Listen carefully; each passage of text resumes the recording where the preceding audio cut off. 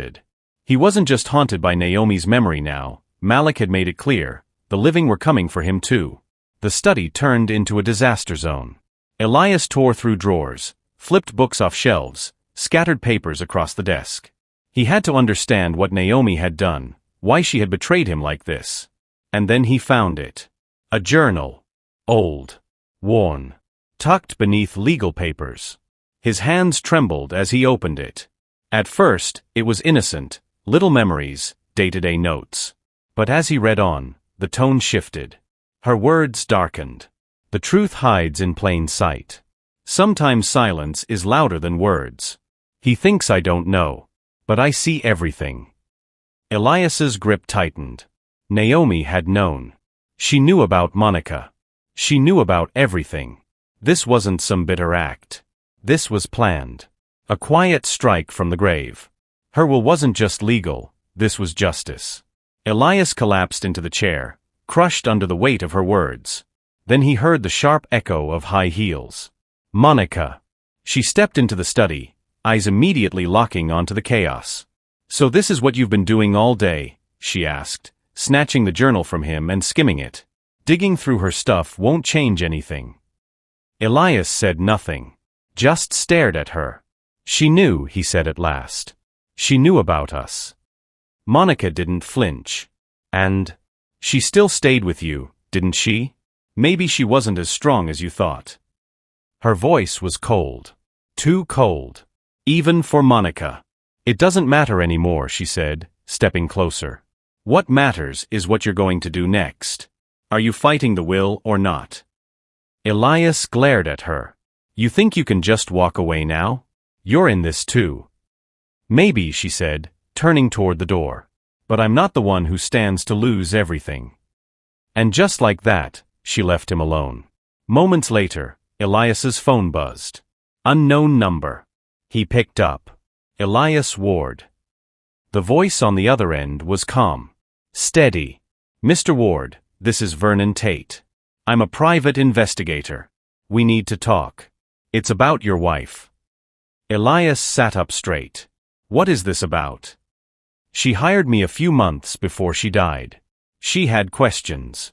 I found answers. I think you know what I'm referring to. Elias's chest tightened. I don't know what you're talking about. Let's not play games, Vernon sighed. Naomi knew about the affair. That's not why I'm calling. There's more. She left something behind, a letter. For you. Malik Rhodes has it. Elias went still. She gave it to him herself, Vernon said. You need to talk to him. That letter might be the last chance you've got. Then the line went dead. Elias didn't touch the letter right away. Malik had handed it to him, but it just sat there on the passenger seat of his car like a ghost waiting to be opened. Elias stared at it, hands trembling, the weight of Naomi's final words pressing down on him. He couldn't bring himself to read them, afraid of what truth they might reveal. Back home in his Atlanta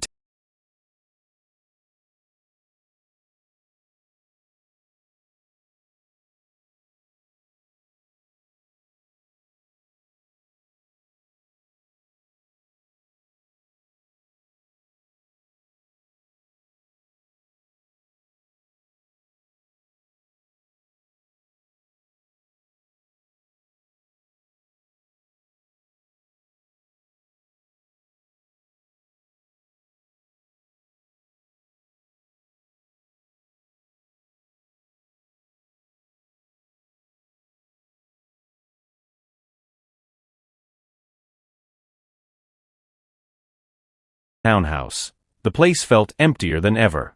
Monica was nowhere to be seen, and Elias wasn't surprised. Ever since the will reading, things between them had gone quiet. Cold. Broken. He poured himself a drink, trying to shake the dread, but the burn of the liquor didn't help. That's when he noticed something strange. Monica's purse, half open, sitting on the edge of his desk. She hadn't said she'd been by. Curious, Elias reached inside, and froze. His fingers brushed against an envelope. Malik's handwriting. His heart dropped. It was a copy of Naomi's will. His breath caught. That could only mean one thing. Monica had been meeting with Malik behind his back. The front door creaked open. Monica walked in, calm like nothing was wrong. Elias didn't move. The envelope dangled from his fingers. "How long?" he asked, voice tight, eyes fixed on her. "How long have you been working with Malik?" She saw the envelope and blinked, a flash of guilt crossing her face before she masked it with a smirk. "I had to protect my interests," she said coldly. "You mean your piece of the inheritance?" Elias growled, his grip tightening. "I'm not walking away with nothing," Monica said, staring him down. "If you can't get the estate, I'll find someone who can." Elias looked at her and saw the truth he'd ignored for too long. Monica had never loved him. She'd only ever loved the money. That night, as wind howled through the Atlanta streets, Elias stood again outside Malik's house. The letter still haunted him. He had read it, but it didn't just talk about the affair. When Malik opened the door, his eyes narrowed. "Back already?" he asked, arms folded. Elias stepped forward, voice low. "I need the truth." "The letter? It wasn't just about what I did, was it?" Malik paused, then finally stepped aside. Inside, they sat again in that quiet living room. The clock ticked like a heartbeat. Malik leaned forward. "Naomi knew long before you ever thought she did," he said. "But this wasn't revenge, Elias. She wasn't trying to punish you, she was trying to save you from yourself." Elias's chest ached. "Save me." Malik nodded. "She saw how far you'd fallen. How easily you lied. Used people. She wanted you to see the wreckage before it was too late." Later, Elias wandered into Naomi's untouched study. The scent of her perfume still lingered in the air. Her world was frozen in time, books, photos, memories everywhere. He opened her desk drawer, and there it was, a voice recorder wrapped in silk. With trembling fingers, Elias pressed play. Naomi's voice spilled into the room. "If you're hearing this, Elias, then I'm gone." Her tone was soft. Sad. Not angry, just heavy with love and disappointment. "I knew about Monica. I knew about everything. I didn't hate you. I loved you too much to let you destroy yourself chasing shadows." Elias's eyes flooded. His hands clutched the recorder to his chest. The next morning, he met Vernon Tate at a diner downtown. The sound of traffic buzzed outside, but inside, it felt like time had stopped. Vernon slid a thick folder across the table. "She wanted you to see this." Inside were records of everything Naomi had done, donations, projects, charities all across Atlanta and beyond. Quiet, powerful kindness. "She never told me about any of this," Elias whispered. "She didn't want to," Vernon replied. "She hoped someday you'd see it for yourself. Understand what real purpose looked like." Then Vernon handed over one last note. Folded neatly. From her safe. Elias opened it. "Elias, I leave you nothing because you deserve more than money. You need to find the part of yourself you lost. Let this be your beginning, not your end." Back at the house, Elias saw the suitcase by the door before he saw Monica. She stood at the top of the stairs, arms crossed. "I waited for you," she said flatly. "You're leaving. There's nothing here anymore. No future. No fortune." "Was it ever about anything else?" Monica smiled faintly. "Not really. But you knew that, didn't you?" Elias didn't respond. He didn't need to. Elias had ignored the signs for so long, choosing to believe that Monica truly cared about him, not just what he could give her. But deep down, he knew better. As she picked up her purse and walked to the door, she paused briefly. "For what it's worth," Monica said, glancing back, "I hope you find whatever you're looking for." He didn't respond. The door swung shut behind her, leaving Elias in a heavy, suffocating silence. There was no anger left, just a hollow sense of finality. Monica's departure didn't break him, it freed him. The chapter was over. What came next, he had no idea. That Sunday, Elias visited Naomi's grave for the first time since her funeral. The cemetery outside Atlanta was peaceful, the only sound the breeze moving through the trees. In his shaking hands, he held lilies, Naomi's favorite. He kneeled and placed them gently at her headstone. Seeing her name carved into stone was like looking at a scar he'd put there himself, through years of neglect, betrayal, and selfishness. He had spent so much time pretending he was the one hurt. But now, staring at her name, The lies crumbled. Elias traced the letters with trembling fingers, his eyes burning. "I thought I had more time," he whispered, voice cracking. "I thought you'd always be here. I wasted it all." Memories hit him, Naomi's laughter, the way she'd touch his arm when he was stressed, how she used to look at him with hope even when he didn't deserve it. She had tried to pull him back from the edge while he chased things that never mattered. Now, all he could feel was regret. As the sun dropped lower in the sky, Elias stayed, kneeling in silence, wishing that wherever Naomi was now she could hear him. The next day, Elias returned to Malik Road's house. The old tension between them was gone, replaced by something quieter, a shared grief. Malik opened the door, raised an eyebrow, and let Elias in without a word. They sat by the fire in the same quiet living room. "I went to see Naomi yesterday," Elias said, his hands clenched in his lap. His voice was low, but steady. Malik nodded. "I figured you would." He poured 2 cups of tea. After a long pause, Malik leaned forward. "There's something I need to ask," he said. "Naomi didn't just leave money behind. She left unfinished work. Charities. Projects. I've been handling them, but I think it's time you helped." Elias looked up, caught off guard. "Why me?" "Because it's what she would have wanted," Malik said simply. "She believed in second chances, even for you." The words sat heavy between them. It wasn't just an offer, it was a challenge. Was Elias ready to step up? To become the man Naomi once believed in? "I'll do it," Elias said, his voice firm. Malik's expression softened slightly. "Good. But listen, if you're doing this for the wrong reasons, don't bother." "I'm doing it for her," Elias replied. And for the first time, it was true. Rumors started spreading fast. People whispered about Elias' sudden shift. Some thought it was a PR move, others believed he was drowning in guilt. But Elias didn't care what they said. He wasn't doing this for approval anymore. His first public appearance for the Naomi Ward Foundation was at a fundraiser for a children's shelter in downtown Atlanta, a place Naomi had loved. As Elias walked up to the stage, he could feel the eyes on him. Cold. Waiting. Judging. His hands shook as he reached the podium. Instead of reading the polished speech he'd prepared, Elias took a breath and pushed the paper aside. "I'm not here tonight for praise," he began. "I'm here as someone who failed the one person who believed in me more than I deserved." The room went quiet. Elias talked about Naomi's vision, how she quietly gave back, how she saw potential in people others had written off. His voice grew stronger. "She lifted others when they couldn't lift themselves. And somehow, she never stopped believing in me." He looked toward Malik, who stood silently in the back of the room. "That's why I'm here, because she never gave up on me. Even when I gave her every reason to." When Elias stepped down, the room was still. The judgment hadn't vanished, but now there was something else in the air, a chance. Over the next few months, Elias threw himself into the work. At first, people doubted him. Volunteers and staff remembered the man who rarely showed up when Naomi was alive. They didn't trust him, and some didn't even hide it. But Elias didn't argue. He rolled up his sleeves and went to work, helping unload donations, painting classrooms, talking with the kids Naomi used to visit. Every mural, every garden, every smiling face reminded him of her. And as he kept going, the guilt started to loosen its grip. Not because he wanted forgiveness, but because he finally understood. Naomi had tried to show him a different kind of love, one that didn't come with conditions or rewards. Just goodness.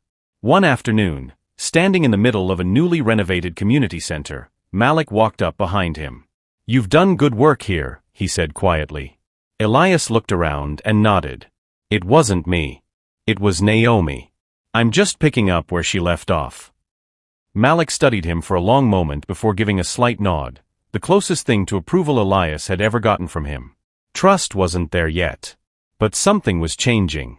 That night, Elias got a phone call from Clarence Benton, the private investigator Naomi had hired before she passed.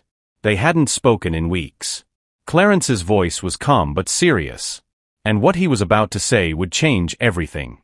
Elias recognized the voice right away. "I found something," Vernon Tate said calmly, refusing to give more over the phone. Without hesitation, Elias drove across Atlanta to Vernon's small office. A single desk lamp lit the cluttered room. Vernon didn't waste time. He slid a plain envelope across the desk. "She left this for you," he said. "Juliet told me to give it to you only if you ever changed." Elias's hands shook as he picked it up. He carefully opened the envelope, unfolding the letter inside. Juliet's handwriting danced across the page, each word feeling like a soft whisper from a world that was gone. There was no anger in the letter, no accusations. Just love. A deep, quiet kind of love that had lasted through everything. She admitted he had hurt her, but she also wrote that redemption wasn't impossible. "If you're reading this, Elias, it means you've taken the first step," Juliet wrote. "Don't let the darkness you lived in pull you back. There's still light in you, even if you can't see it yet." Tears blurred Elias's vision as he folded the letter and tucked it close to his chest. He looked at Vernon, who watched him with quiet sympathy. "She forgave you long before you forgave yourself," Vernon said. "I wish I'd known," Elias whispered, his voice raw. "Maybe you weren't ready to hear it until now," Vernon replied, lighting a cigarette. Elias left that night feeling the full weight of everything he'd lost, but also the peace Juliet's words had given him. The next morning, he woke up with clarity. The letter hadn't just shaken him, it had shown him the mirror. There was one last piece of his past he needed to confront: Monica. Their affair had started with heat and secrets, but it had long since turned cold and silent. Juliet's letter had made one thing clear: if Elias truly wanted to move forward, he had to let go of the life that had ruined him. That afternoon, he met Monica at a quiet cafe, choosing a private table. Monica walked in, flawless as always, but there was tension in her step. She felt what was coming. "I can't do this anymore," Elias said, calm but firm. Monica narrowed her eyes but smiled like nothing was wrong. "We've come too far for you to end it like this," she said. "Is this about Juliet's money?" Elias shook his head. "It's not about the will. It's about me. I've lived too long hiding behind what I did. Juliet forgave me. Now I need to forgive myself." Monica's smile faded. Coldness replaced charm. "So that's it?" she asked bitterly. "You get to play the grieving husband and I'm left with nothing?" "You were never left with nothing," Elias said. "You were left with exactly what we built, something empty." Monica didn't respond. She just stared, and for the first time, Elias didn't feel anger. Only closure. As he walked out, he felt lighter, like a weight he'd carried for years had finally dropped. In the weeks that followed, Elias focused on repairing what he had broken, especially with Malik. Though they worked side by side at the foundation, years of betrayal still hung between them. Elias didn't force anything. He just showed up. Stayed late. Helped wherever he could. He worked quietly, no big speeches, no apologies. Just actions. One night, as Elias was stacking chairs alone, Malik stood in the doorway watching. "You don't have to stay so late," Malik said. "I know," Elias answered, not stopping. "But I want to." Malik didn't speak. He just walked over and began helping. That simple moment, quiet and wordless, felt like a small crack in the wall between them. Trust wasn't fully rebuilt, but something had shifted. Soon, Malik started inviting Elias to important meetings. Gave him a voice. A chance. And Elias took it. Not for recognition, but because he finally understood. Juliet had always wanted them to be on the same side. Not for her memory, but for the future. Word of Elias's transformation spread. At first, people whispered. Many remembered the cold, distant man who barely showed up during Juliet's life. Some believed his new role was all for show. But Elias didn't care. Juliet's letter had reminded him, true forgiveness comes from within. The real test came when Malik asked him to speak at the year's biggest fundraiser. Elias hesitated. The crowd would be watching. Judging. But Malik's words stayed with him. "This isn't about you. It's about the people Juliet wanted to help." That was enough. On the night of the event, Elias stood at the podium. The lights were hot. The stairs felt sharp. His hands trembled, but he steadied them. "I'm not a perfect man," he began. "I've made mistakes, ones I can't undo. But Juliet believed in second chances. Even for someone like me." The room was silent. He talked about Juliet's kindness. Her vision. Her heart. By the end, a few clapped. Some still stared with doubt. But that was okay. Elias hadn't come to win anyone over. He'd come to honor her. Malik clapped him on the back afterward, and Elias smiled. It was a beginning. In the months that followed, Elias's work deepened. He no longer cared about status. The foundation thrived with Malik leading and Elias supporting.